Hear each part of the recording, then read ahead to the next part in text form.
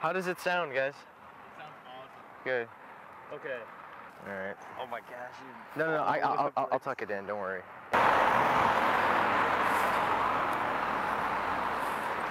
So now he'll come around here.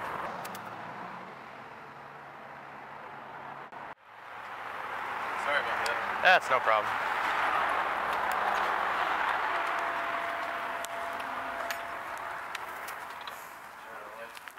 Alrighty, appreciate it.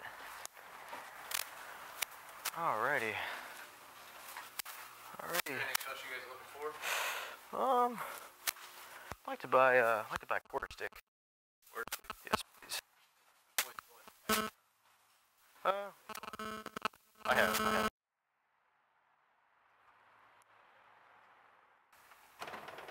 Yeah, those are the ones I'm familiar with. Yeah, I love these. These are nice.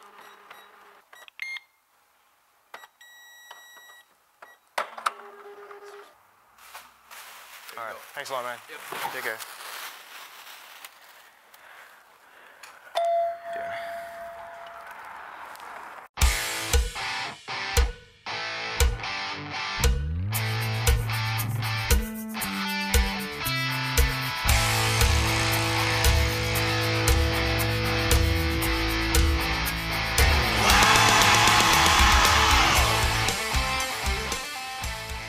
Yeah, my name is Nick Schrader. I was born in Maryville, Indiana, but I have lived in Valparaiso for all of my life. I have quite a few hobbies. I love trying different things. I love storm chasing, photography. I love film making, whip making, dirt biking, soccer. Quite a few. If there's any chance I get to try something new, I always like to take that opportunity and try it out. So, the idea that got me interested in making fireworks was the fact that fireworks that I loved, the big fireworks, were really hard to get my hands on. It was very difficult to find, fireworks stores that sold what I was looking for. The big, loud flashes. That's my favorite kind. And so I started watching videos on YouTube of people making their own, and I thought, I'm gonna buy some chemicals and see if I can make my own. You start small and build my way up. So that's what I did, and this is where I'm at now. It's a lot of fun. You gotta respect those chemicals though, because if you mess up, they will get you good. But you cannot buy the two chemicals in one purchase.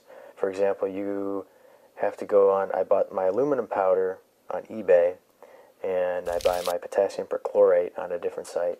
So you can't just, and it looks, if you order the two in one order, they're gonna say, okay, we know are you gonna make a bomb, or are you gonna, they get really suspicious.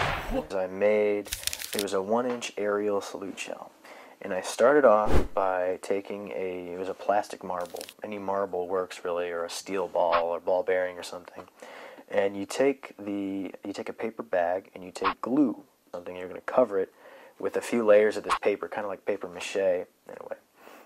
So then you kind of roll it in your hands, compact it, let it dry, and then you take it and you cut there's a slice that goes all the way around. That way you can peel the two halves out, you take the ball out, and you can use it for another shell or whatever you use it for. Then you take your chemicals. You can take some stars, they call them, and they're just different chemical compounds that glow different colors when they burn. So you have these two halves, you're putting these different chemicals inside your shell. You're going to add a burst charge, and this is what's going to cause the shell to separate and explode in the air. So you have your shell, you have your time fuse, and you have your burst charge.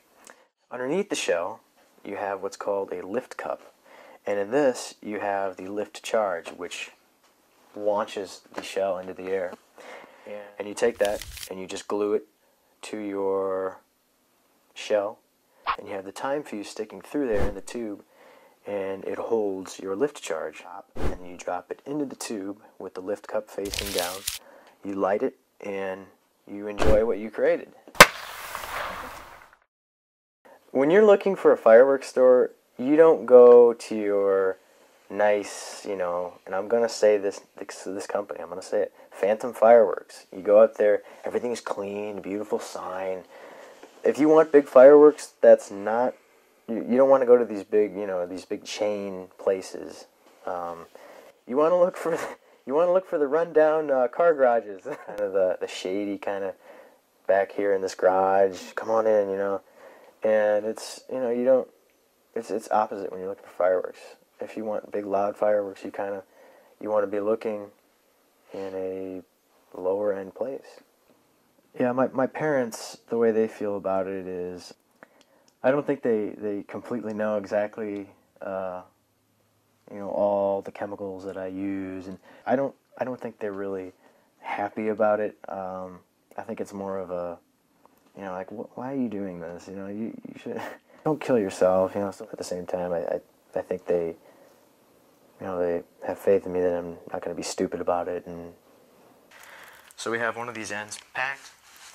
And this is the charge, this is the burst charge that they had in there. This is pretty small, so what we're going to do is just up the ante a little bit. The difference in fireworks from today and, say, 40 or 50 years ago have changed drastically.